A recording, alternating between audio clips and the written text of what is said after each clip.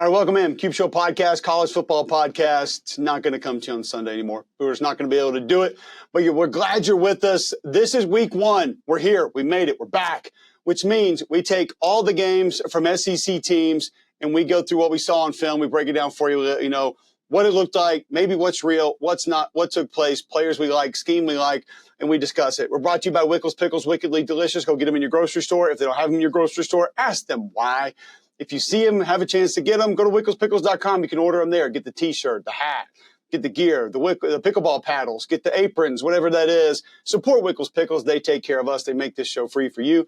So please, Wickles Pickles, Wickedly Delicious. Let's get into it. Let's go. Let's break down these games. And it's going to start right out of the gate with Alabama and Florida State. There are a lot of ways to discuss this game and talk about this game. I think, first off, people may have discounted Gus Malzahn with a veteran mobile quarterback and the plan he was going to be able to put together in a bit of a one-off with that much time to prepare. There are a lot of similarities between this and the Vanderbilt game last year of defenders having their eyes lost, looking a little bit lost in space, extra blockers being added, defenders being unblocked, forced to make a decision of how they were going to play something, defend something. But some credit needs to go out to, one, the Florida State defensive staff on top of Gus Malzahn and the offensive staff. There were more stunts, twists, pressures, edge defenders coming free, which, listen, it's a bit of a gamble, right? Calling plays is a gamble. This is what they're in. This is what we think they're going to do. This is what they've always done. Let's try this. Or this is what we've always done. Let's flip the script. Try this here. Maybe it gets free and it works. But I mean, you got a tackle twist literally showing up on a run play 8 or 9 times in this game. You got slants with edge pressure, nobody home, right into a bootleg like 3 different times in this game. It was spot on. The extra blockers added by Malzahn, sometimes Thomas Castellanos himself, often seemed to work and Austin seemed to find a way.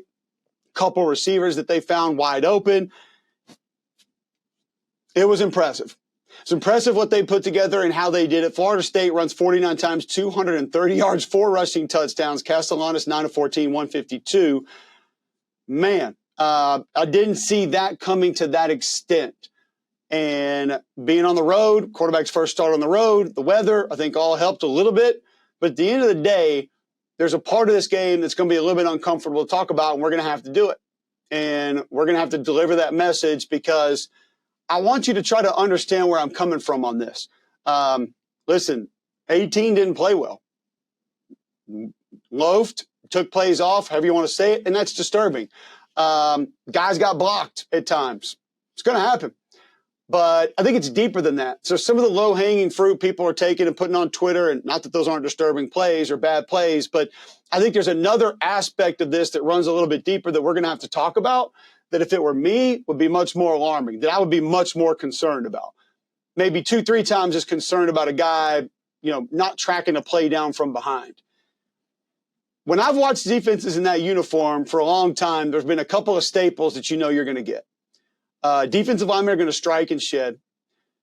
Linebackers are going to fly to the football, but when they're getting north and south, they're also going to strike.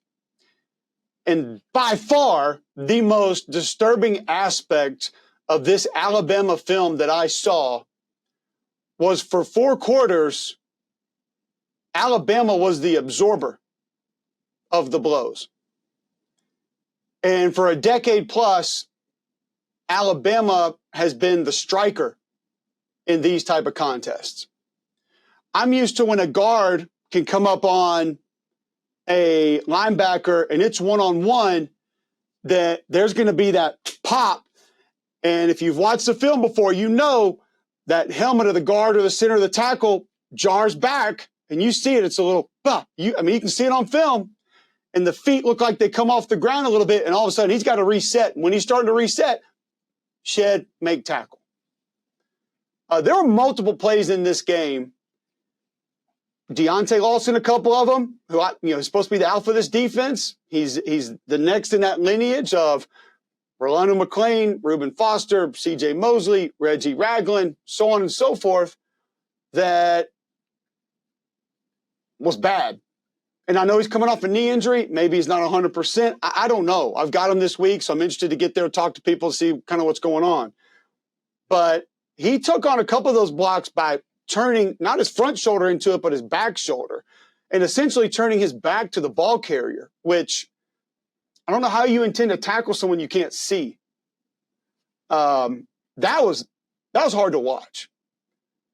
The hustling sideline to the football, yeah, I mean, that's hard to watch too. But seeing a running back up on a safety almost level him, seeing tight ends on safeties and linebackers decleat them, those are shots that Alabama linebackers normally are licking their chops to take because they know they're going to get the better of that.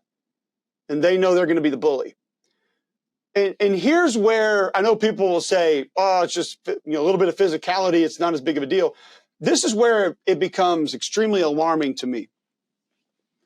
Because when I tell you about those things that I've seen for such a long time, Jonathan Allen, strike, shed at the line of scrimmage, offensive linemen looking like rag dolls, 320-pound guards coming up on a linebacker, pop, getting put in their place. This is why that's so disturbing. There's nothing you can do about it. You can't fight that fight a different way. You don't all of a sudden get Alan Faneca or Quentin Nelson. It doesn't happen. Like, you don't all of a sudden get George Kittle at tight end to come block for you. You don't all of a sudden get Adrian Peterson or Bo Jackson to run the ball. There's nothing you can do. And for a decade plus, that part of that team brought an aspect that you couldn't do anything about. And if you don't think that's a big deal, this is how I would sort of counter that. Why do you think we have a spread offense? Why do you think we have hurry up, no huddle? Why do you think you have zone read? Why do you think you had the option back in the day? It wasn't because the people running it were bigger and badder than the people across from them, I can promise you that. Why do you think we got to air raid? Why do you think Josh Heupel's offense and its basis, where it's from the foundation, has receivers 4 inches from each sideline? It's not because they're bigger and badder. It's not because they can push people around. I promise. You're talking about a facet of a team, not that they were the only ones that had it. Obviously, others did, and this is why some of this took place as well. But they epitomized it. For over a decade. An aspect to a team in which multiple other offensive schemes have been created. And it appears as though that might be gone.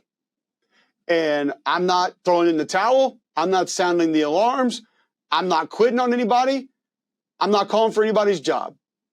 But I will confidently say, if, it's a big if, it's a maybe, I don't know. If that's the case, this could be a long season. Because there are other teams that you're going to play that can bring it more so than the team that you just played. Nothing against Florida State. Nothing against Florida State. Because they had a couple of D linemen that got after it. They had a couple of offensive linemen got after it.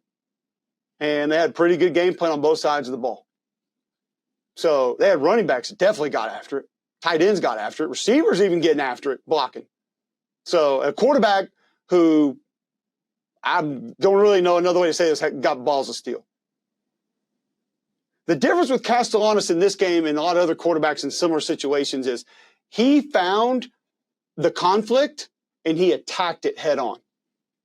So a defensive end that's coming free, instead of where most guys would be like, up, and they'd face the other way, try to throw the other, he threw right at it. He ran right at it. He attacked it. He said, hell with it. Watch this. Went right at it. Multiple times in that game. I give that kid a lot of credit.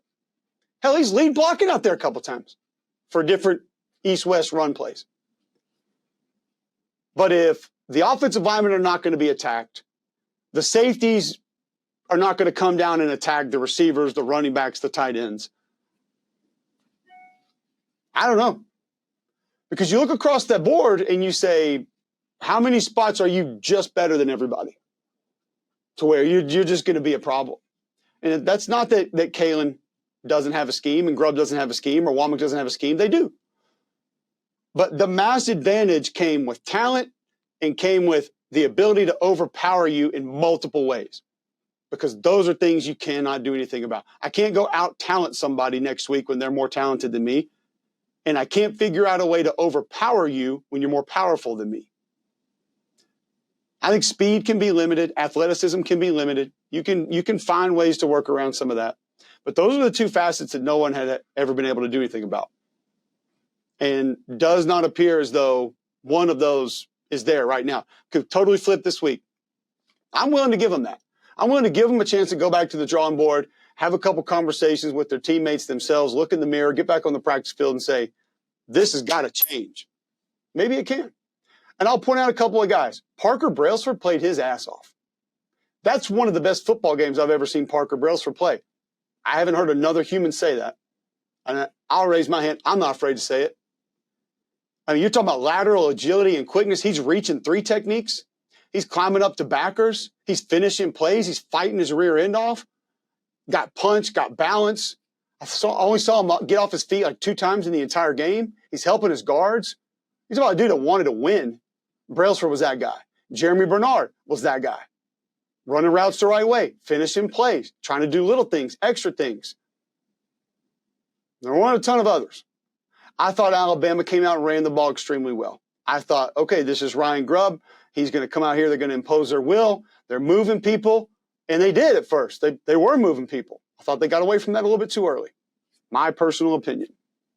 I thought they got a little bit more from the tight end position in the run game than I expected them to get. You got to think, last year, you had 2 glorified guards playing tight end with Dupree and Utes, 2 of the strongest guys on the team.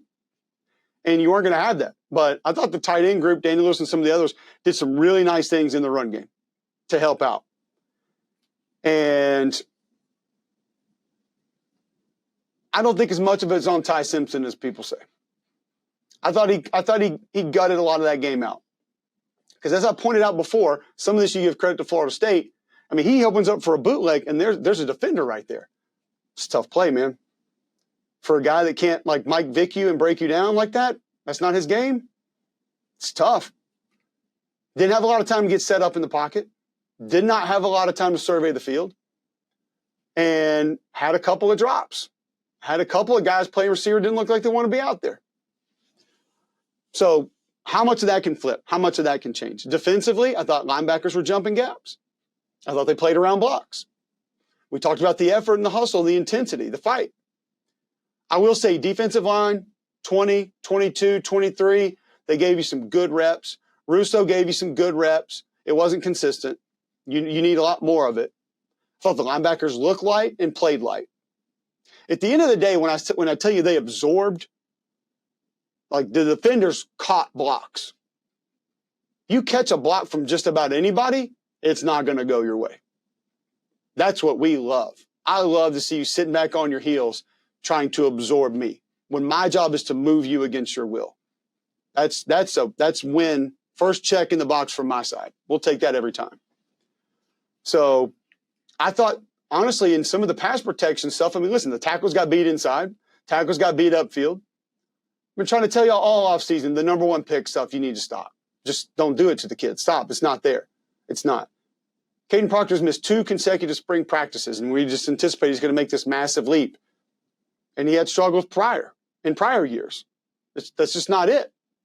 So we can put that to rest now. It's over. Don't do it again. People are going to try to shove that in there like it's like they know. And no, it's not. When he's latched on a double team, it's great.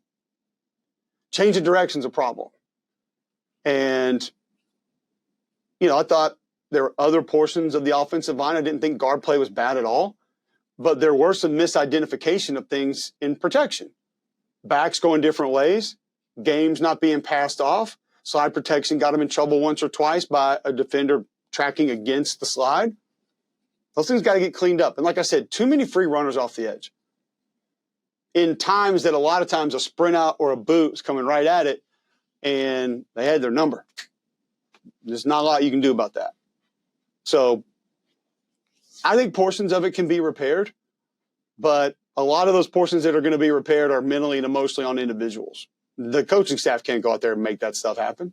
They can't go out there and say it's magically delicious, and here we go. We're mean again. We got some S to us again. Like that's not going to happen. That can't be that. It's not. And Now, their eyes playing tricks on them, reading your keys correctly? Yeah. Playing downhill a little bit faster? Yeah. Some of that stuff can repair itself. Hustling? Yes. That can get better.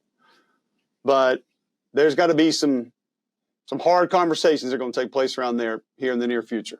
So Alabama goes down 31-17 to Florida State.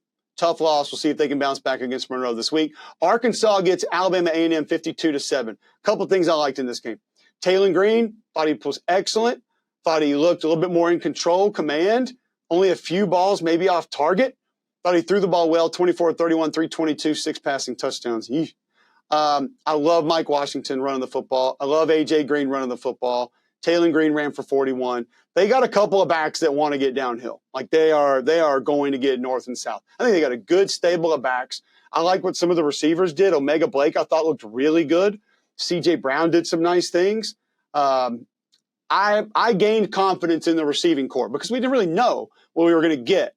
The offensive line, center's playing really light, and it showed on film a little bit. That has to – he's going to have to play a little heavier in the rear end.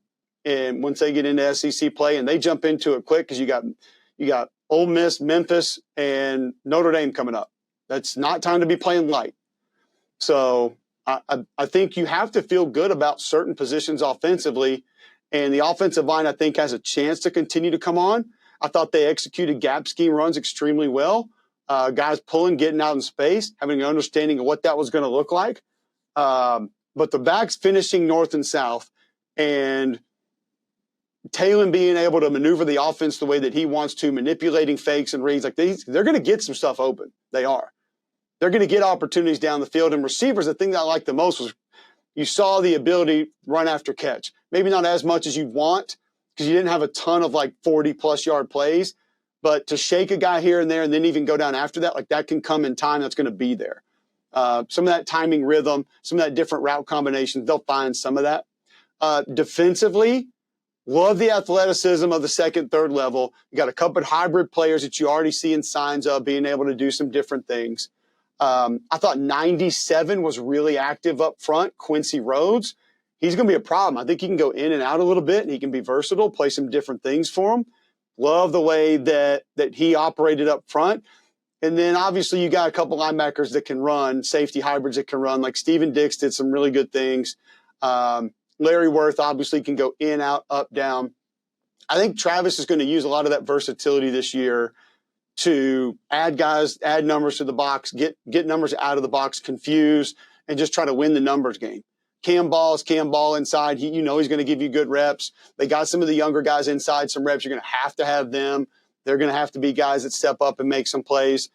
The edges, I thought, played solid, did some good things to be able to set the edge for the run. Pass rush, you'd like to get a little bit more. Only 2 sacks in the game, but I think that can come with a little bit more time.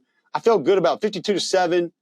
You take that win, you build on it a little bit. You got to feel good and feel positive about how that went. Auburn knocks off Baylor Friday night, 38-24. If you listened to the pod last week, we talked a little bit about how would Dave Aranda play this. Back, give up everything underneath, or stack against the run. Even though some people on Twitter didn't believe we said that and didn't believe we had that as an option. We put the video out there for you. But these efforts did say that. So if you want to come at us that way, make sure it's accurate because that wasn't. I felt great about this Auburn plan for a couple of reasons. One, didn't get greedy. Jackson Arnold didn't get greedy. Hugh Freeze didn't get greedy. They didn't try to push things down the field when it wasn't necessary. 2, stuck with the run. We also said that had to happen. It did happen. When I watched the TV copy initially, there was a part of me that was thinking, man, these quarterback runs, like these scrambles, can they live on that? Can they die on that? Is that going to be like 80% of the offense? I don't know if that can work. And you go back and watch it and you think there weren't a ton of throws available down the field, so don't take them. There are a couple of throws that Jackson Arnold missed. I know he'd like to have back. I think he was amped up a little bit early. You saw it. I think it affected the accuracy. That will change. But the ability to stick with the run game and establish that mindset, I thought was phenomenal. And it's exactly what you wanted to see. I know the backs didn't do as much heavy lifting, but you ran for over 300 yards against a good defense. And a defense, by the way, that bulked up inside through the portal this offseason. 77 was lights out. Played his ass off. Like Jeremiah Wright gave Auburn some things on the offensive line that have not been seen in 6, 7, 8 years. I'm serious. Bowling guys over, knocking guys down, finishing plays, almost starting fights. Like, he brought some stuff that Auburn has not seen in a while. And I think there's not a ton of people that watch that position more closely than I do. So I say that with confidence. Connor Lew, same kind of stuff. Thought Connor Lew was great up to the second level, played really good football.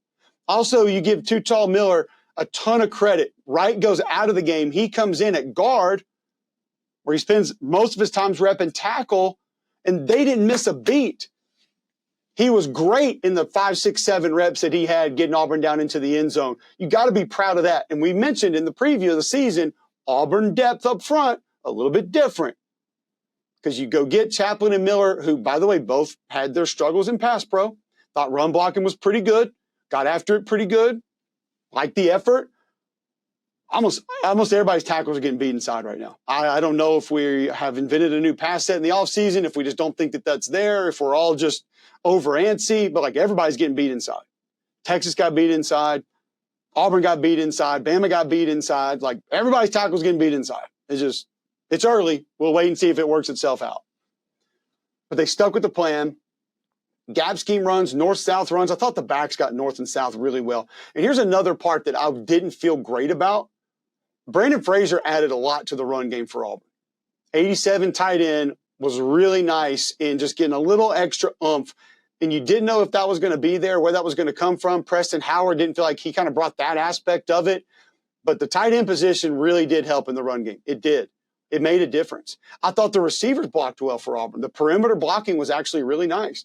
And you went into this game, and if I'd have told you Eric Singleton caught 3 balls, Cam Coleman caught a ball, Malcolm Simmons caught a ball, and you're going to win 38-24?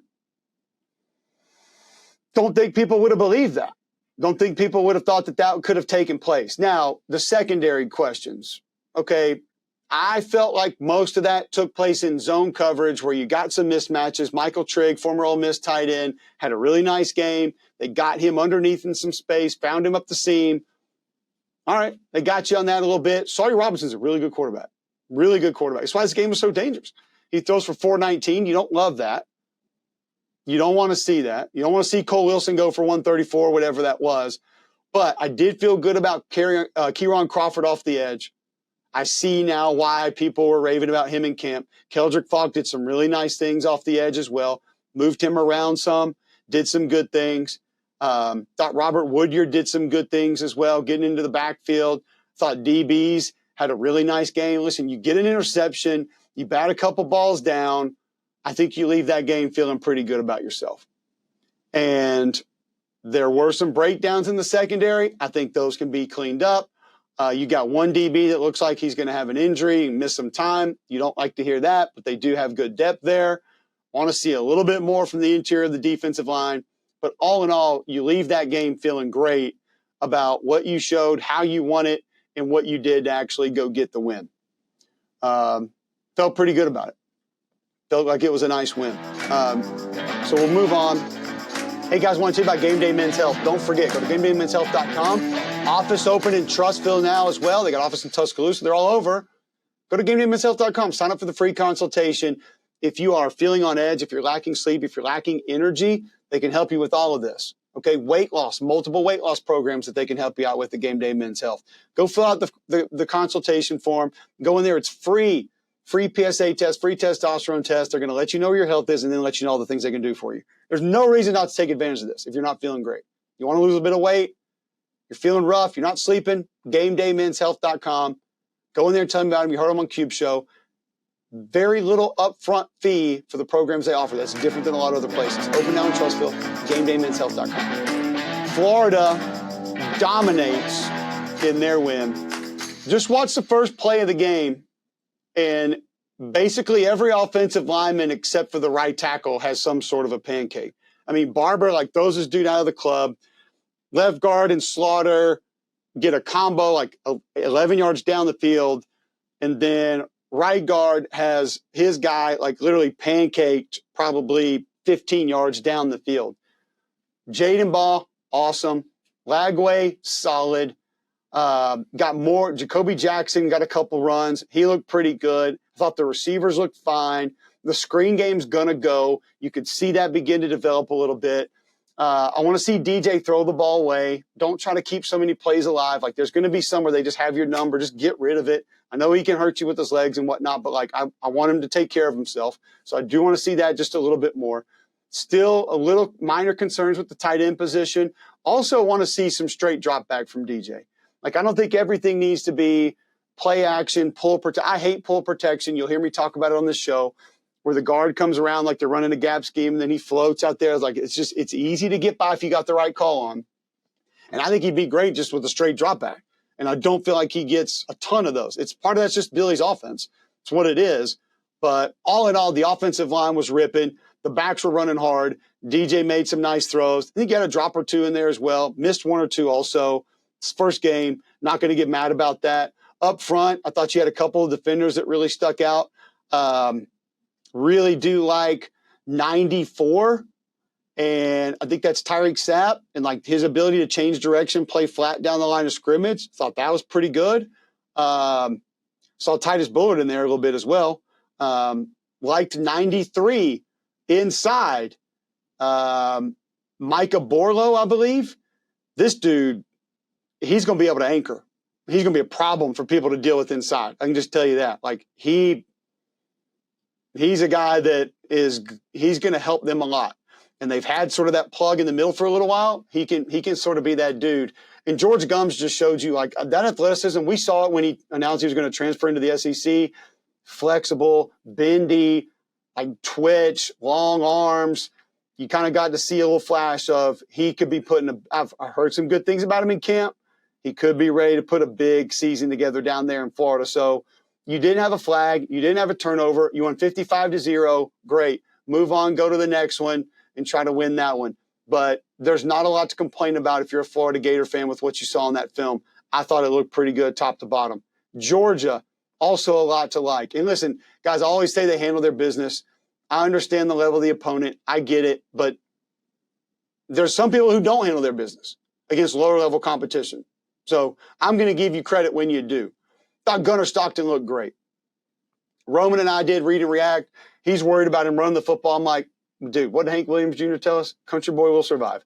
Gunnar Stockton's going to be fine. I saw him take hits in high school. I've seen him take hits. Like, he's okay. Don't just take the SEC championship game and think that, like, that's going to be on repeat. 14-24, 190. He missed one or two. I thought he was antsy early on, pulling the trigger a little bit early. Ran 10 times, 73 yards, 2 touchdowns. The offensive line's got some numbers, man. Like, they got some guys. This freshman 73, fun to watch. He is fun to watch. Micah Morris had a couple big blocks. Like, they got some dudes. Doesn't mean they're collectively together just yet. The gap scheme runs were going. That's why they were kicking people out and, like, literally kicking them out. The tight ends going to be weapons both in the run game and in the pass game. I think their screen game will come on too, because now you bring in a guy in Zachariah Branch that has that ability to take a screen and take it to the house. He gave you 3 for 95 and a touchdown. You saw the height, the length of Colby Young back on the field, what he's going to be able to add. London Humphreys is going to get going some more. So the weapons are all over the place. They're going to emphasize the downhill run game now, because they know if that gets going, and you saw it a little bit in this game, how much easy life is going to be for everybody else. They're going to be able to get that going. Pass protection, again, lost a couple of reps inside. I think there was 1 or 2 that was misidentified.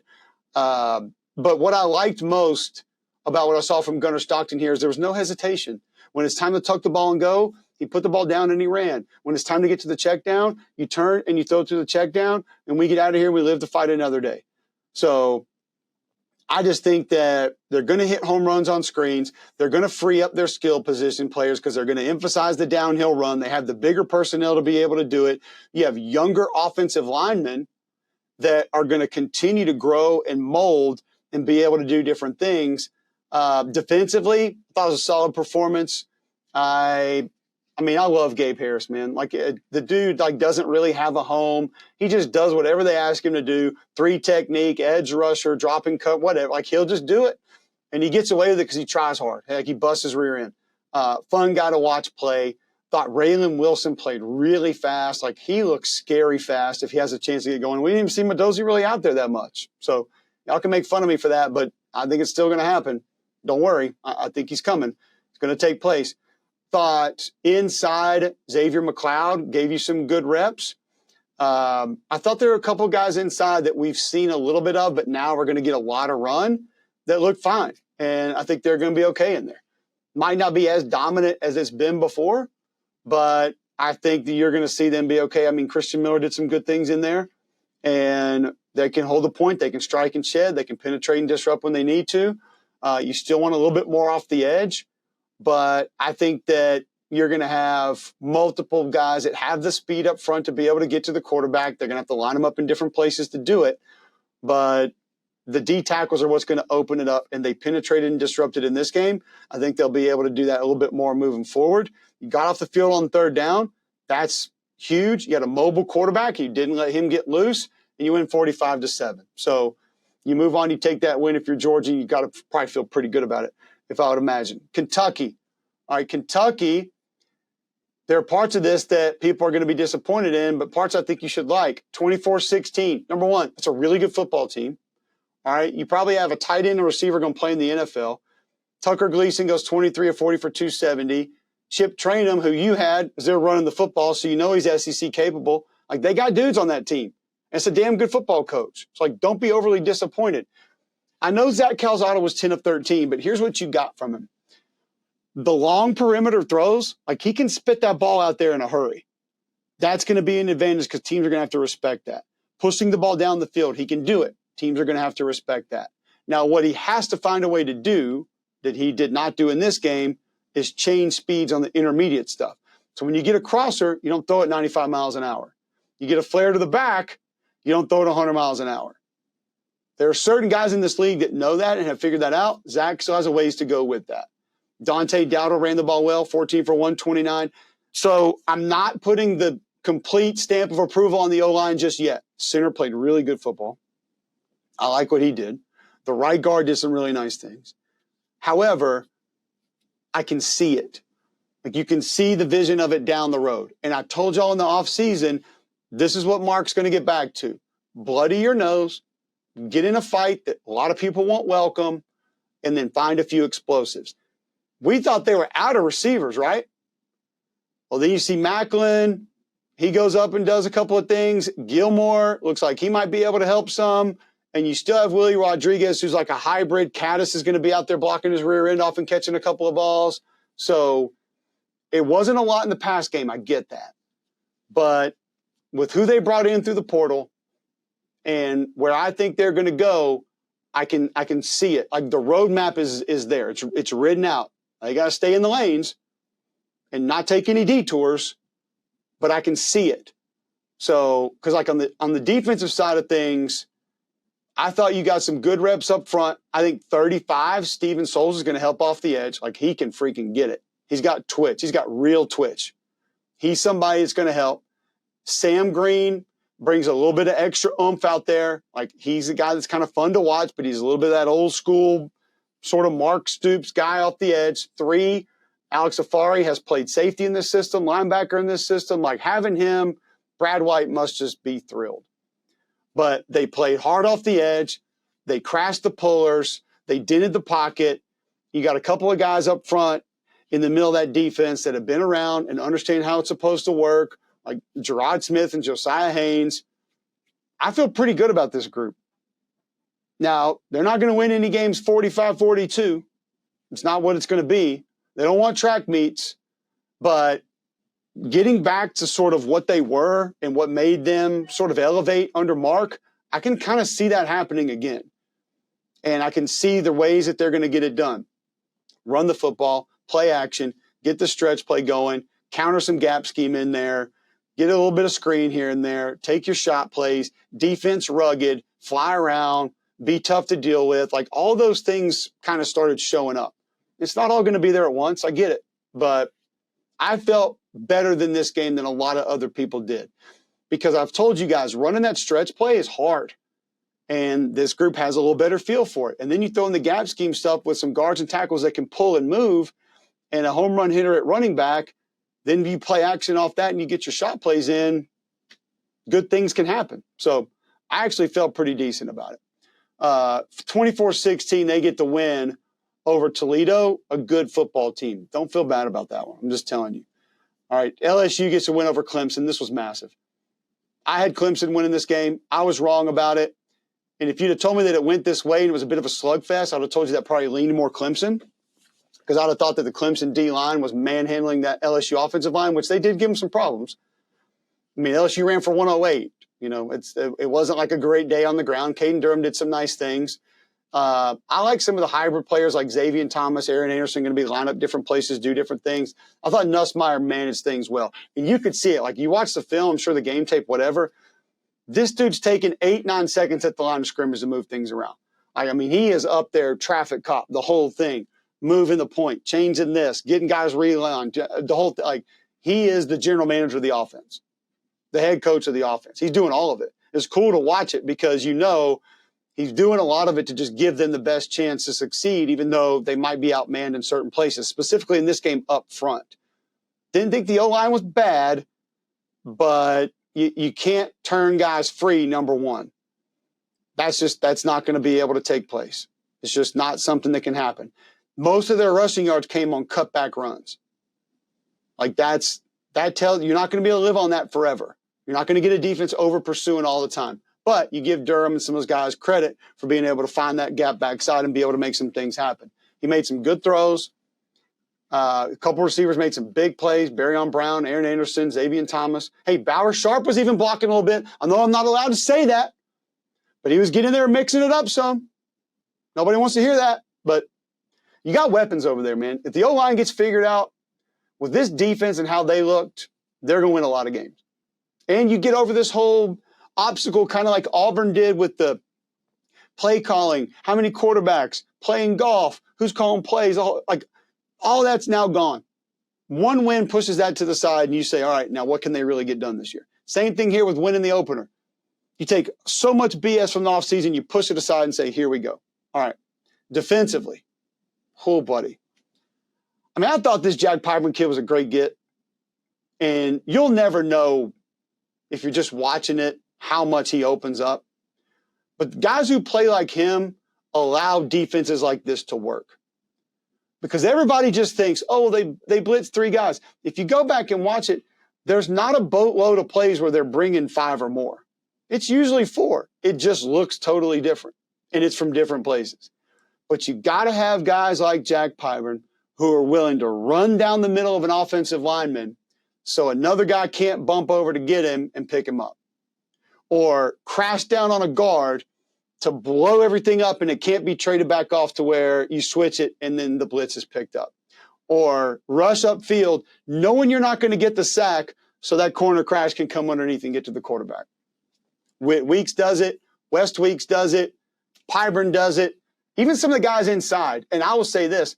I was pleasantly surprised with the play inside of this defense.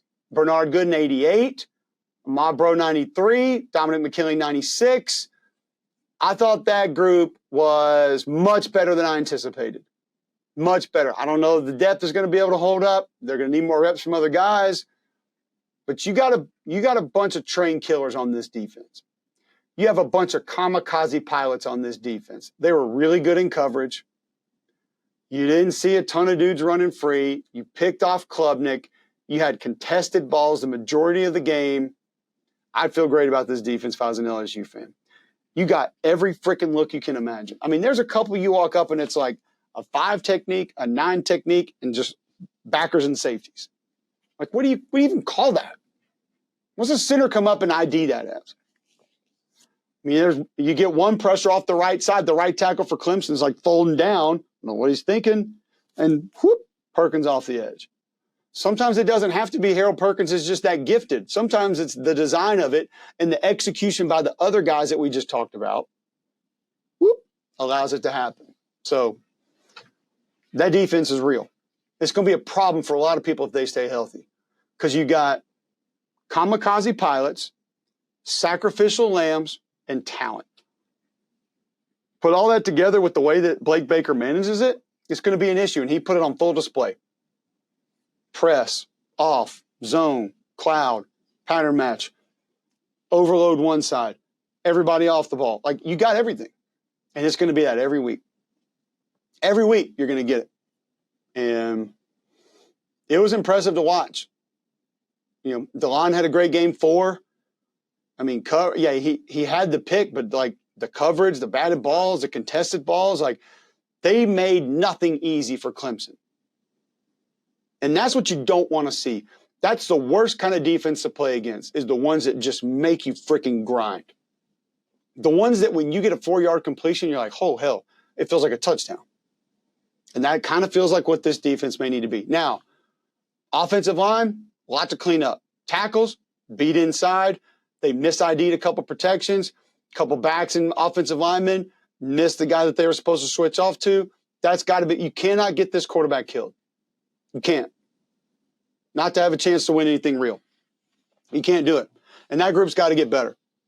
LSU offensive line's got to get better.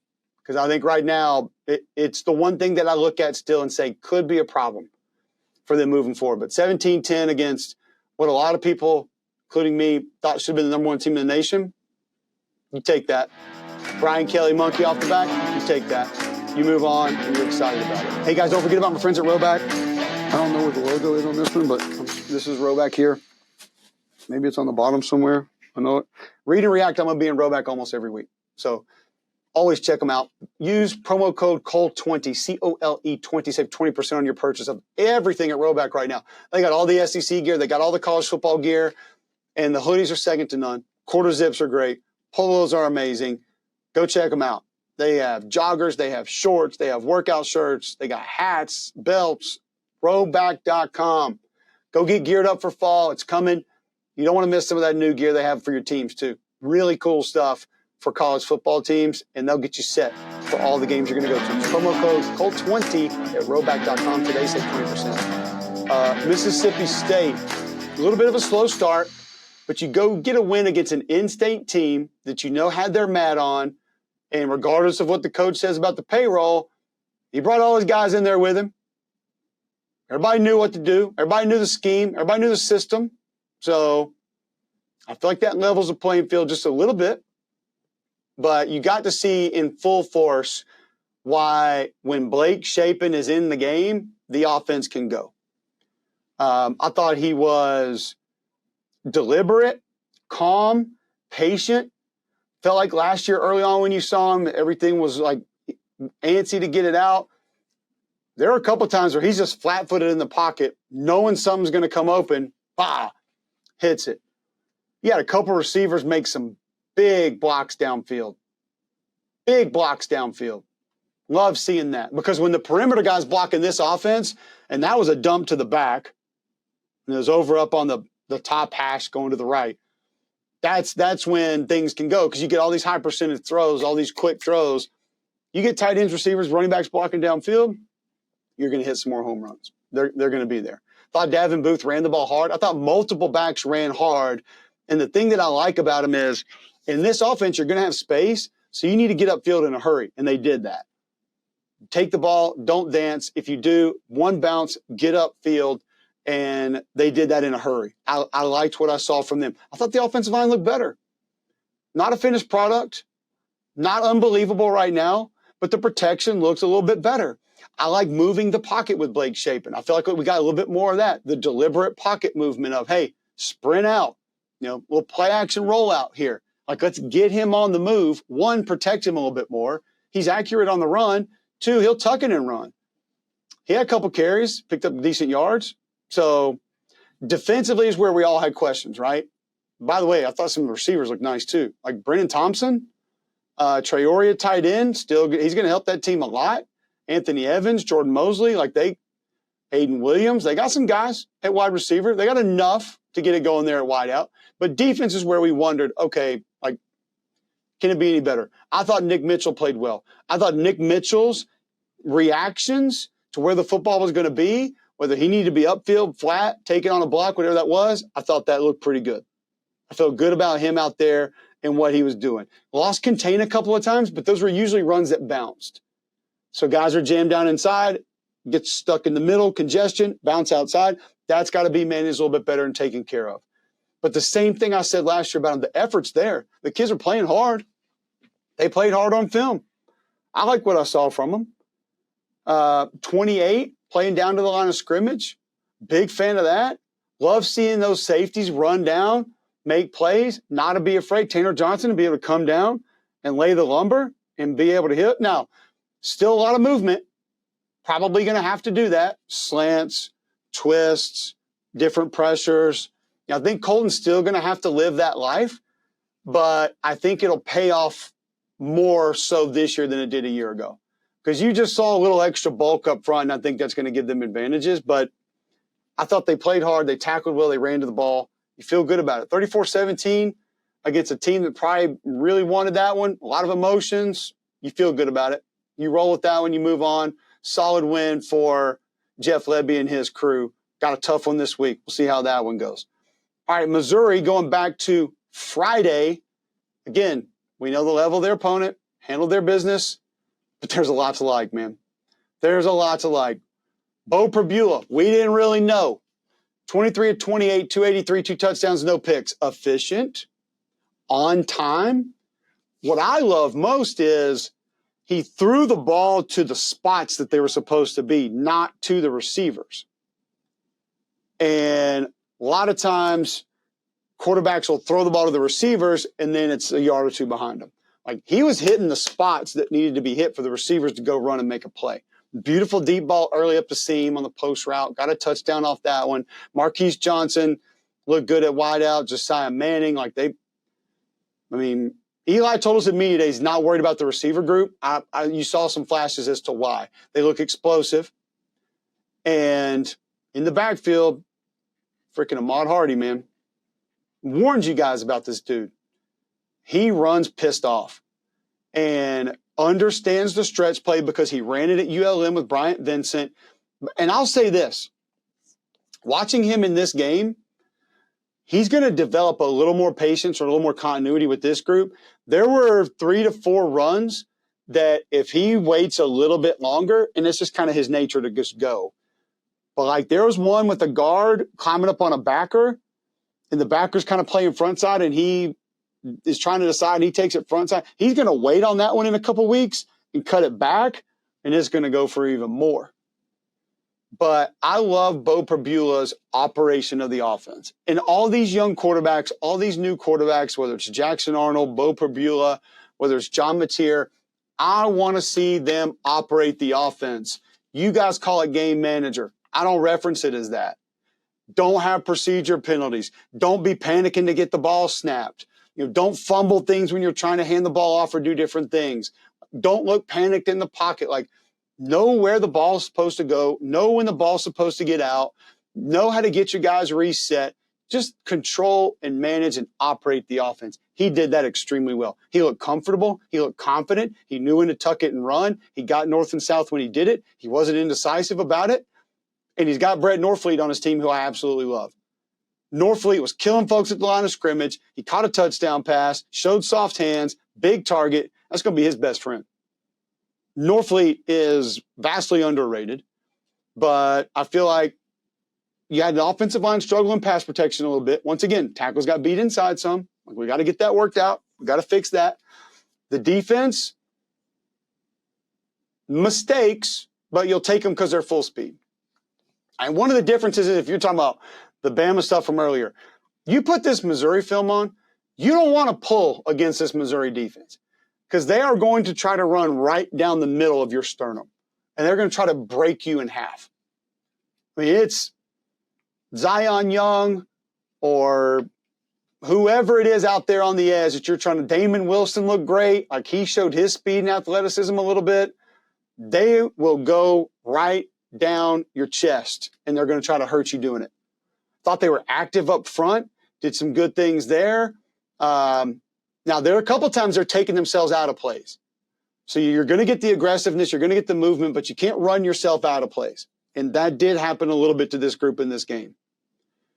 Now, you get out of that gap, and it opens some things up. You either have to have a replacer there, or you can't get that far out of it, one or the other. I thought 90 looked good off the edge. A couple good pass rush reps for him. 19, also somebody who was problematic up front when you're talking about taking on pullers, doing different things like that. setting the edge, getting a pass rush rep every now and then. It was a good day for the Missouri defense, and Marvin Burks didn't even have to go out there and knock people around. So I love the aggressiveness of it. You'll take the mistakes when you're playing full speed, and that group, for the most part, did it. I really thought that they showed, hey, this is who we are, this is what we are, and we're going to be a problem for a lot of people for these exact reasons. The tackling was a little sloppy early, and what I don't love about that is this is one of the best tackling teams I thought in the SEC last year. Like, they got people to the ground. There are a lot of receivers got the ball in space, a lot of running backs got the ball in space, and they got them to the ground.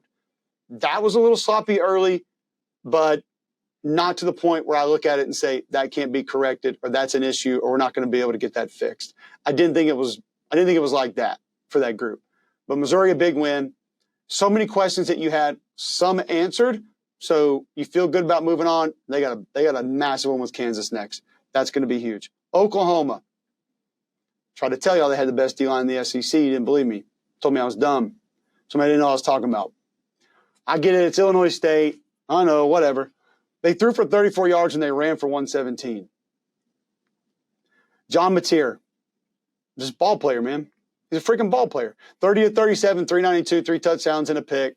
He ran 7 times for 24 yards and a touchdown. The fourth play of the game, whatever it was, right hash coming out of his own end zone, the fade down the sideline right there with a guy in his face, and it's like a back foot fadeaway jumper. I could have turned it off right then and said, we good. Kid can play, man. It's his offense. He knows how to run it. Keontez Lewis can go 9 for 119. Been warning y'all about Deion Burks, 7 for 88. He's out there. Now, do I want to see the traditional run game go a little bit more? Yes. Because the wide receivers have ability. He's got ability. But I want to see the pullers in the run game react better to moving defenders. So when I say that, what I mean is when you go pull and your defender comes upfield, that adjustment has to happen sooner. It can't happen right when you're on them. When you're pulling around for a linebacker, your eyes should immediately be on that backer. But a lot of times people are going to pull out, and then when they start to turn upfield, then they look and it's like, oh, he ran back underneath, or he's already over the top of me. So visually, they need some improvement in some of the gap scheme runs with the offensive line. The physicality can come along a little bit more. I mean, they can get it there. But I wanted to see a little bit more out of that. I think if Mateer keeps doing what he's doing, that'll be the running game's best friend. Because you're going to have to defend him in so many different ways, it's going to open it up. Defensively, there's a lot to like, man. I thought we would get less movement and be a little more static. And I thought we'd be more 4 down. You did get some 4 down. I thought that's what Venables would go back to a little bit more, but they stayed friggin' aggressive up front, man. It was loopers and twists and stunts and slants, the whole deal. 65 is a friggin' ball player, man. Jaden Jackson just makes things happen. And you'll go look at the box score, and he's not going to have like 10 sacks or whatever. And he's like, hey, he didn't do. Trust me, he makes things happen. He makes things happen. David Stone makes things happen. Like, they got guys up front, man. And they got speed off the edge, and they got speed at linebacker. Kip Lewis can fly. Like, the linebackers can run.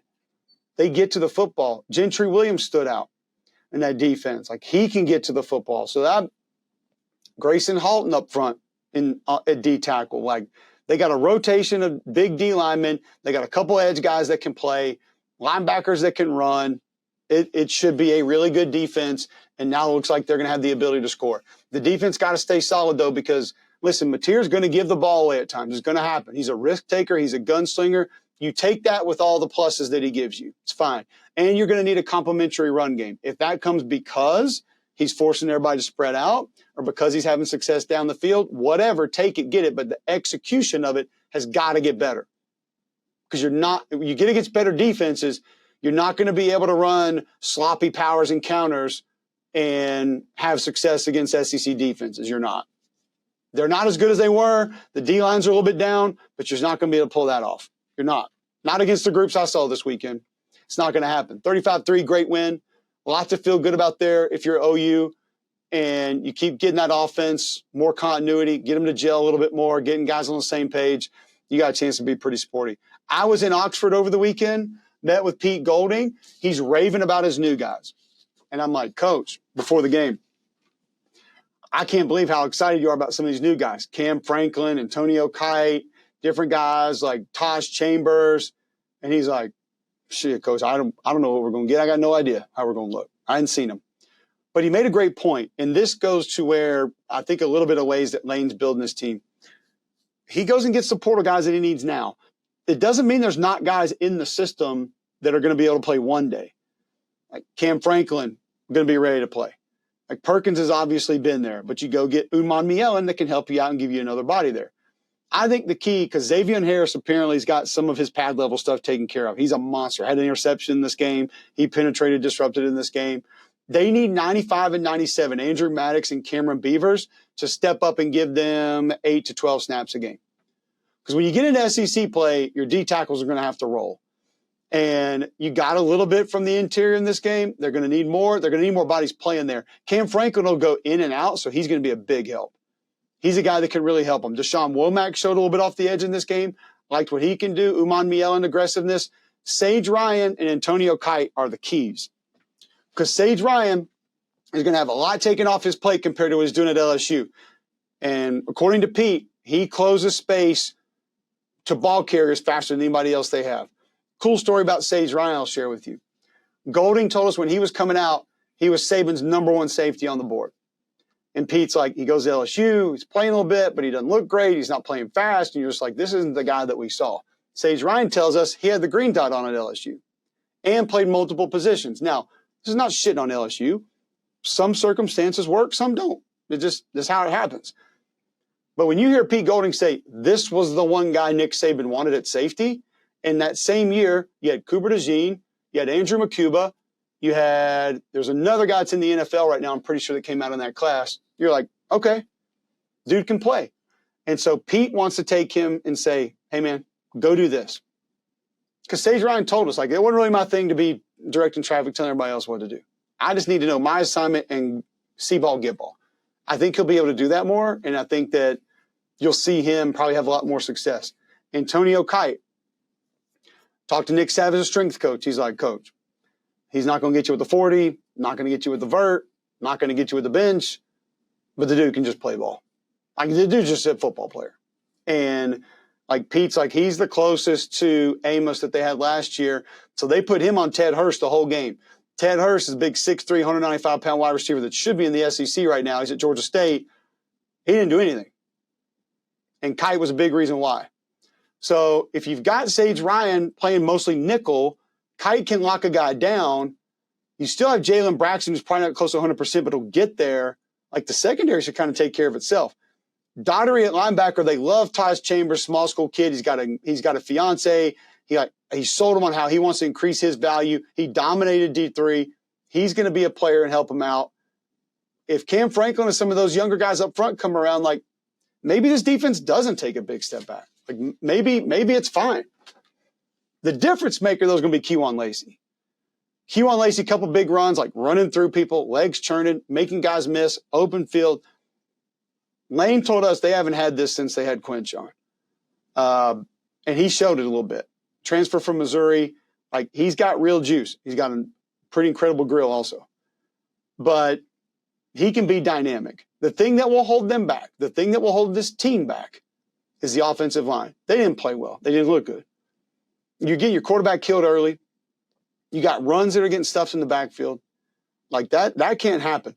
The only maybe positive there is Delano Townsend from UAB and Terez Davis from Maryland are not healthy.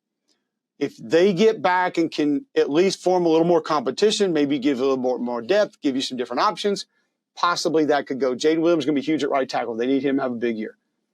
But like Harrison Wallace, the Penn State transfer, he can get it. Deshaun Stribling can get it. Caleb Odom is going to be such a nice flex player for them. And no, this is not fantasy football, but like, he's accepting a little bit of the physical parts of tight end. And then also he can be like a red zone threat, but he's technically a receiver, like technically tight end now. Like, because you got Daquan Wright, who had a big game. And apparently he's going to be your short yardage, snap the ball to guy. Luke Haas is going to come back. And they like Trace Bruckler. I watched Trace Bruckler stuff in New Mexico. We talked about it on this show. He can run. So now you're talking, Charlie Weiss Jr. said 12 a lot. And I said, maybe 13. He said, maybe 13. So you can start throwing these kind of personnel groupings at people with that running back, and the offensive line picks it up a little bit. You still got Logan Diggs back there. They like Damian Taylor. And Trinidad Chambliss could get them out of a jam. This dude can play. I had to go do a deep dive on YouTube to find his stuff at Ferris State. And Charlie Wise Jr. told him that Mike Farrell, shout out to you, Mike, tweeted out some video or something about him. And Charlie's like, I got a couple minutes, I'll watch him. And he said, I want to go watch more. So I went and watched more. And then next thing you know, we want him. And said that he balled out in scrimmages. Said he wasn't doing well in practice. He was struggling a bit. Gets out there in a scrimmage away from everybody else. And all of a sudden, bam, bam, bam, he's moving the football. But the Q run stuff, I think he'll handle a lot of that. And he can sling it. So he might help him too. But wanted to share this. Because you got Caden Lee at receiver. You got Winston Watkins, who did some things in this game and I think can help him also. It was really cool to hear Lane talk about his receiver room. He's like, listen, they're talented. They can all make plays.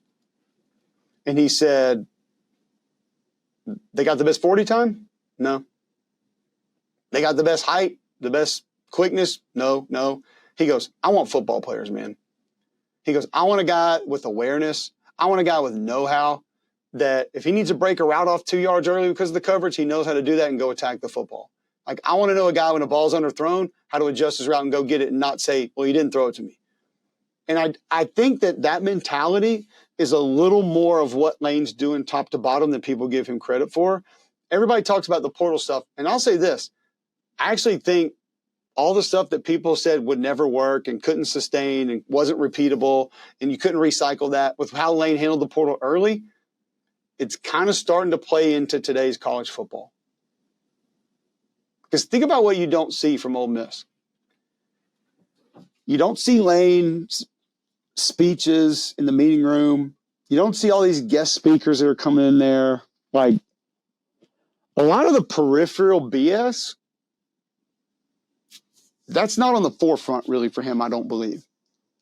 But he can go sit down with the guy and say, would you like to catch 50 balls and probably increase your value for the NFL draft? Oh, we can do that. And now that he has Pete over there, who's coached all these NFL dudes, and has a scheme that can free guys up to make plays and increase their value, Pete Golding can have that same conversation with the guys on that side of the ball. And so instead of all this, well, you're not a fit or your mental awareness or your attitude, it's just, hey man, do you want to play ball? And are you willing to come in here and get all your ducks in a row for 8 months or 18 months and get a couple games in where you look really good and we help your value increase and you go off and make your NFL money? By the way, you'll make some money while you're here. It's all kind of starting to work, if you know what I'm saying. And that just hit me when I was over there visiting with them. Last thing on Ole Miss, Austin Simmons is incredible. One of the coolest kids you'll ever sit down with. Wild story about homeschool, play baseball at one school, football at another school, throws a beautiful ball. An intense kid that when you sort of crack the shell and get his personality behind that, I think I understand where this comes from, but just a really cool kid, man. He's hard not to root for. I'll say that. When you get a chance to visit with him, I want him to rip it up. I do. And I think y'all know that whole dynamic, but with him, I hope he throws for 8,000 yards. He is an awesome kid and a pretty damn good quarterback that gets it, knows it, understands it, and wants to be great. Works his rear end off. So I would say Ole Miss stock up after this week. Don't forget my friends at Pizza Pulls if you're trying to get back into the hobby. Fanatics Live app, bam, hit it. Go to search, tab right there. Go to pizza, and then you'll go to shops, and you're going to find Pizza Pulls right there. I'll be breaking cards every Wednesday now, moving it to Wednesday. Football cards every Wednesday. The college football Bowman U is going to be coming out mid-October, I think, somewhere in there. But if you're trying to get breaks of football, like the Donruss Elite, you're trying to get breaks of basketball, like Topps Chrome basketball. You're trying to get breaks of baseball, like Topps Finest. They've got the Fanatics autographed baseballs, autographed footballs. You got Pokemon. You got golf. You got everything you can imagine. You're trying to get back to the hobby and not spend $7,000, $8,000, $3,000 on a box of cards. You get your team, get in there, Pizza Pulls. John and the guys get you going. Go to pizzapulls.com, check out what they do. Find them on Fanatics Live and on Whatnot. pizzapulls.com. I'm breaking cards every Wednesday. Turn 11, get in there with me, get in a break, get your teams, get some good cards. South Carolina. Yes, they have superheroes on their team. I'll say this first about South Carolina. Guys, if Nick Harbor can catch the ball, be careful. Be careful with that one, because Nick Harbor, this is going to sound wild, has not been good at catching the football. And I know he plays receiver. And there's multiple facets to this. One, who is he not running past? Nobody. Two, if he needs to go up and get it, who's preventing that? The dude's 6'5", and he's thick. Three, when he gets the ball in his hands, I've shook his hand, okay? I can promise you, by attesting to that young man's grip, you are not taking the ball away from him once he gets it. Once he possesses the football, you will not remove it from Nick Harbor's hands.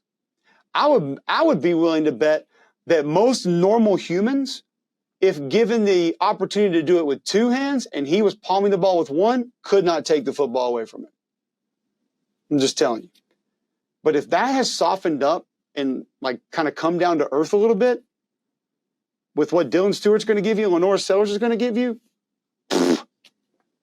good luck. The offensive line needs some work, though. They were guilty, just like Texas was, just like Auburn was, just like Alabama was. I saw multiple teams with slide protection breakdowns. And some of it, this is really hard for me to do because I start getting angry. Some of it is not even called slide protection. Like, I think that's what happened to the South Carolina kid. I think it's what maybe happened to Texas on one rep where they got beat. It's just this robotic mentality has been ingrained into just, this is your job. This is your job. This is your job. This is your job. This is what I do. This is what I do. Instead of just being an effing football player and not setting out wide when there's not a human within 11 yards, instead of staying put, looking out there to double check and helping your guard maintain a guy who instead then runs right in between both of you. Like, the common sense football would say, all right, there is a man here. There are no humans there. Don't take yourself to there. Even if assignment says to do that, stay here. And then you can look out there to make sure nothing's coming. Or running back has the guy coming. He's picked up, coming off of a double team to think you're going to help the running back, and then a loop man for Ohio State comes underneath you and gets pressure on your quarterback. It's mind-boggling, but it's happening everywhere. South Carolina O-line's got a ways to go. What I did love is how Shula used the tight end. Brady Hunt had a really nice game. South Carolina can misdirection you to death. Quarterback reads, quarterback options, jet sweeps, split zone, tight end across, waggles. I mean, they were zigging and zagging and left and right the whole entire time. And it's like, it makes you dizzy to think about. And Virginia Tech's defense looked dizzy at times. 87. I was thinking, is Virginia, do they know they're allowed to cover 87? I'm surprised they didn't throw it to him 20 more times. But I guess when Nick Harbor has learned to catch the ball, you probably want to throw it to him down the field a few times too. I thought the backs were fine. Good to see Faison in there. He probably needs a little more camp to really get going and really get ready. But man, a lot to feel good about offensively. Sellers was sharp, 12 of 19, 209, a touchdown, ran 13 for 25. He elevates, man. Like he elevates your team. He elevates your players. He elevates his teammates. He was awesome. Defensively, Dylan Stewart is that guy. We know that. Monkel Goodwine did some good things. Okay? 17 flying around. It's a new 17. It's not the one from last year, but Okoronkwo was moving. Like he was getting it. Looked really good. Okay? 93 showed me some stuff. Nick Barrett, talked to him at media days. He gives you a little something inside. And as we've stated on this show, just remember, most of that secondary has been in this system for a while. Okay? Sean Murphy, transfer, coming in, maybe upgraded talent. But DQ Smith, Jatius Gear, like these guys have been in that defense, man. And some of y'all forgot, or maybe you never knew, Clayton White can coach. So you get 2 picks, you run a punt back, and you get a win against a great program that mentally, emotionally, meant a lot to Shane. Congrats to him on that one, because I know that was a special win. Tennessee, oh, buddy, I can't wait to talk about this one. I might be more excited to talk about this one than any other one. So the question with Tennessee going into the season was, you lose these offensive linemen. You had that mindset last year. One, could it carry over? I told you guys last year, y'all all got mad at them for not throwing the ball down the field. And I told you. They sat down with me and told me, we spent the entire offseason trying to find different ways to win. We spent the entire offseason, physicality, point of attack, winning physical matchups, and they did it. Okay, is that going to carry over? Holy hell, did it. Jackson Moy is sumo wrestling guys 15 yards down the field. Sam Pendleton's pulling from the center spot and cockroaching dudes out on the perimeter on gap scheme runs. Just absolutely destroying people. Tight ends, bodying guys up, driving them 15, 20 yards downfield. Kitzelman and those guys did a great job again. That part of the question is answered for me. And if it was line of scrimmage combined for you, the defensive line looks like they had missed a beat. Joshua Josephs was a one-man wrecking crew. Very similar to what I talked about with Jack Pyburn. Joshua Josephs was the sacrificial lamb multiple times, and he'll get no credit for it. But he will go down inside, occupy blockers, or somebody else can loop around or blitz off the edge and make a play. Thought he was great. Thought he did some really good things. I thought 94, Nathan Robinson did some good things inside. We know 20 can play. We've seen Bryson Eason play. He can get it done. I thought 8 was great in coverage. Thought he made some big plays. Colton Hood. I came away feeling great about, we know the linebackers can run. We know Aaron Carter's the fastest linebacker in the SEC. And Banks can dial it up. He didn't hold back. And my comment was a little misconstrued about going up against his team when I said the talent gap, whatever. What I meant was, yeah, Tennessee was going to bring more talent, but sometimes Syracuse and the way they play under Fran Brown can offset a little bit of that because they're not afraid to punch you in the face. They got punched in the face on both sides of the ball, and it didn't go well. 45-26 Tennessee. And Joey Aguilar, a couple of things that needed to happen to give me extra confidence. The perimeter throws that you heard Jordan Rodgers on this show talking about, like he's not accurate with those. He doesn't hit those well. I thought he changed up his tempo and velocity well enough to let those be successful. He hit a ball down the field, had one that he missed, and he operated the offense. I get it. You guys are sick of hearing that. But you know good and well you've seen a lot of quarterbacks, early starters, or at new places that can't operate the offense. He knew how to come out of the play fakes. He knew where to go with the ball. He knew how to get up, line up again for tempo, carried out some play fakes. He looked confident and poised. And he's got the experience, so you expect that. It's just you don't know how it's going to look when it's this new. But as I said at Media Days, not many quarterbacks have failed under Josh. And he's always been able to run the ball. They ran 39 times for 248. Tennessee, stock up. Texas, tough loss, man. Tough loss. And you had a chance to get it. You were still in it late. Ohio State's a good team, man. That Ohio State offensive line is going to be one of the best in the nation by the time the season's over. They may be better than a lot of SEC lines that play. That 71 left guard was ripping folks. And all the attention is going to go to Arch. We'll get to that in a minute. I don't want to go there. The offensive line's got a lot to clean up. And I think Kyle Flood can get it there. He's a great offensive line coach. But some of that is awareness, so that comes with experience. But like we said, having guys like Jake Majors and Kelvin Banks that have played a shit ton of football not there anymore, that hurts, man. It hurts bad.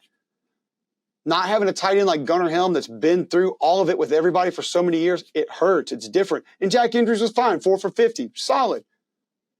But I'm talking about the mental part, the emotional part, the communication part, the leadership part. These are the games that stuff shows up because the talent on the field is close, top to bottom. I mean, your defense held Ohio State to 126 passing yards, 77 rushing yards. They held the best player in college football to 6 catches for 43 yards. If I'd have told you those numbers, you say Texas wins easily. I thought the play calling was a little vanilla early. But that's kind of Sark's mantra. Sark will give you a call it and run it, and he doesn't care what the look is. Sark is thinking way ahead. Like, he ain't even thinking about fourth quarter of this game. He's thinking about fourth quarter of week 9. He wants to get things right. I thought the backs, Weiser and Baxter, both showed some good things. I thought Wingo would get more shots, but he didn't have time. Arch didn't have time. Like, Roman's, we're in Read and React, and Roman's pointing out these routes. Like, I showed a couple where I thought on third down, 2 occasions, 1 fourth down at the end of the game, he could have gotten the ball out a little bit more quickly. There was a crosser that Injuries had late where he had a little bit of pressure from his right side, and Downs ends up tracking with the other crosser. You get that ball out right now, you got a chance to pick up the first down. There's another with a tight end release late into the right flat.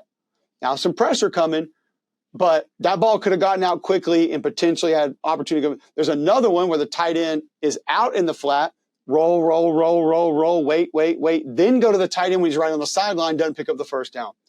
I think in time, Arch Manning is going to be able to process things, maybe not better, but just differently pre-snap, and say, oh, it's 3rd and 8. That safety's giving me inside leverage. We're running a crosser already as it is. Probably go ahead and get ready to throw that. Even if that's 1, 2, 3, 4, or 1, 2, 3, and you look over here and you got man-to-man with a safety over the top, you're probably saying, we can just get rid of that now. Let's go here. And even further, when he starts to realize later in life that his protection's not going to be there for that game, you know, erase, probably going here. I bet that's what his uncles would tell him. Is like, dude, that sounds great over there, but it ain't happening. Get ready for this one. Your tight end's going to be in the flat. You know that. Pressure's probably coming. That route takes a long time, and those dudes on that back end are really good. Just get it out here. And when you get out of your bootleg and your tight end is there open, just throw him the ball. Just dump it off to him and let him run. If we don't pick up the first down, the 2nd and 6 or 2nd and 4. He will figure those things out. You look at that first play when he bootlegs and he just absolutely lets it rip. His arm angles looked weird. He was nervous. The juices were flowing. He was amped way the F up. You could tell. All of that's going to level out. So I'm not throwing in the towel on Arch. I'm not throwing in the towel on Texas. I'm not throwing in the towel on Sark. It's early, man. It's early. And we told y'all, we're not pounding the table on many definitives early in the season. We're going to wait and see. And that's a team that has enough talent that I'll kind of wait and see. Defensively, Leafowl, holy hell. Who lit his hair on fire? Because that guy played like he was possessed. I like seeing Trey Moore up and down off the ball doing some different things. I thought Ethan Burke gave him some hard hat reps that were really nice. Colin Simmons didn't have much of a chance to really do different things. But I think that this defense has enough speed, enough athleticism that they're going to be okay. They're going to be fine. 93 Hero Canoe did some good things north and south up the field from a penetration standpoint. They're going to be fine. They're going to be fine. It's not the end of the world. Defending national champions at their place, and you didn't play well, and you were in the game late. Find some positives, build on them, improve, get a little more experience. Things are going to be okay. Texas A&M, solid win against a solid program. UTSA, Coach Traylor, the way they do it, you take that win every single time. There's some issues with it, some things that I didn't like, some things I like. Offensive line, got to clean up pass pro, man. Like, got to clean up pass pro. The run game was not as clean as I like. Perimeter run game really going. But, like, I want A&M to be able to run inside zone. And I think maybe one is like everything felt like it was shotgun offset back. Like, your runs are limited there. I get it. I know. But the outside runs went. Some of that you give the receivers credit for blocking outside. The backs, the ability to get it out there. But there was also some extension of the run game through the air. Quick throws in the flat. Quick ball. I'm good with all that, too. I like that. Marcel Reed, 22 of 34, 289, 4 touchdowns. He did some really good things. And my biggest concern is this. When the pocket is clean and everything is upright and it's nice and it looks good, boy, it's there. Good ball, on time, accurate. I thought he saw pressure way too early on multiple reps. And it breaks down quickly. And that's when that ball wobbles a little bit, and that's when the arm angle changes and the feet don't get set. That was another thing on Arch. Go watch his feet. There's a couple that the feet are not set when he throws the ball. The feet are really happy and jittery. That will also calm down. Hopefully with Marcel Reed too, because he can repair that. That can be repaired. Backs ran hard. Like I said, I wanted to see a little more in the run game. Didn't. Mario Craver's going to be a great fit for them. Concepcion, not just a punt return. Like he's going to be one of the best players in this league. He just is. Super dangerous. Super dangerous. But he's got to find a way to, when there's potential pressure, possible pressure, to not let that break him down. Defensively, I thought they gave up contain a little bit too easily a couple times. You had a mobile quarterback that you didn't sort of let get the best of you. I thought the linebackers looked fast. And some of the safeties looked fast. Like Torrin Yark, he played fast. Radcliffe played fast. A couple guys inside gave him really good reps. I like Jared Kerr, 33. It's not the same on the edge. It's not. Cassius Howell can get it. He's going to be somebody that helps you out there. But it's a solid win. It wasn't the complete destruction that you maybe wanted or thought you were going to get, but you see the signs of where it can be built upon. And the offensive line didn't have a great game. Now, I'll say this. In a similar fashion to like LSU last year, this Texas A&M offensive line is going to need to be given a chance to be good in the run game. This can't be shotgun, pitch it around, hand off here and there. And then all of a sudden there's 3 minutes left in the game and you're up 3 and you got to work that clock down. Another team's got 3 timeouts. No. They need to be given opportunities to impose their will. And they had some downfalls in this game, but Colin Klein's got to give them a chance to do that too. To be fair to that group, they need to be given the opportunity to tee off on some people if they're ever going to be a very good offensive line. Finally, Vanderbilt. Boy, I felt great about Vanderbilt. I know Charleston Southern. I get it. They handled their business. Pavia was efficient, deliberate, on time, didn't try to be crazy playmaker guy. 20-25, 275, 3 touchdowns. Eli Stowers, mismatch, 4 for 86, had a really nice game. Junior Sherrill down the field. The offensive line looked like they had a little extra something. I get it. We'll wait and see for sure. I know the opponent, but they looked a little more oomph, a little more power to them maybe. Defensively, because I'm coming back to something on the offense. Defensively, I thought they attacked downfield well. I thought Hayden Bray, 97, did some really good things. He's got some extra oomph up there on that defensive line. 29 is a player. Miles Capers, he was there last year, made plays in this game. They have, like, Linus Zunk is more of your hard hat guy on the edge. They have some speed guys. They have safeties, linebackers that can kind of move in and out, do different things. Like Langston Patterson was there running the show last year. He's there again. The defense can be really good. Now, are they going to overwhelm you anywhere? Probably not. Like Bryce Cowan's a player. Martell Height's been there. He's a player.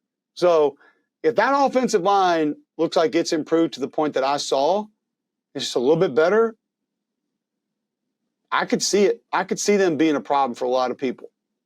Here's another reason why. Mark my words right now. Cedric Alexander is the most underrated player in the SEC. Not LSU, not Bama, not Florida, not Oklahoma, not Texas. Cedric Alexander, running back at Vanderbilt, is the most underrated player in this league. One-handed catch in the end zone, like, the dude will block his ass off for you. He does not care. He will put his body on the line. He will try to run through a concrete wall that's like double reinforced. He does not care. And he's got real juice, man. I was glad to see him get going a little bit. 6.9 per carry, had 12 for 83. Like, and they told us, Clark told us in media days, our offseason emphasis was him getting more yards before he's touched. And if that continues to happen, and this is what's so funny about it, everybody just thought Tim Beck was just going to sit on his hands the whole offseason. You think he's just going to run the same plays over and over that he ran last year? Nah, that ain't real. It's not the way it's going to go. This was a long one. I'm sorry. This is 16 effing games. I don't know what to tell you guys. Like, I watched them all. My eyes are bleeding, literally right now, from doing Read and React, a radio show this morning, and watching the games yesterday, trying to get some more in today. I didn't get the South Carolina film till this morning. So, yeah, we were out. The takeaways were out late, and this was out late. We'll try to get it to you earlier. Thank you so much for being a part of the show. I really do appreciate you. Please subscribe. Please tell your friends about it. To the guy on Twitter that told me he didn't believe me that I'm going to watch these games and tell you about them, where have you been the last 3 years? This is what we do, man. The off season is just bullshit. This is what we do right here. This is it. This is what we do. And we'll be back next week.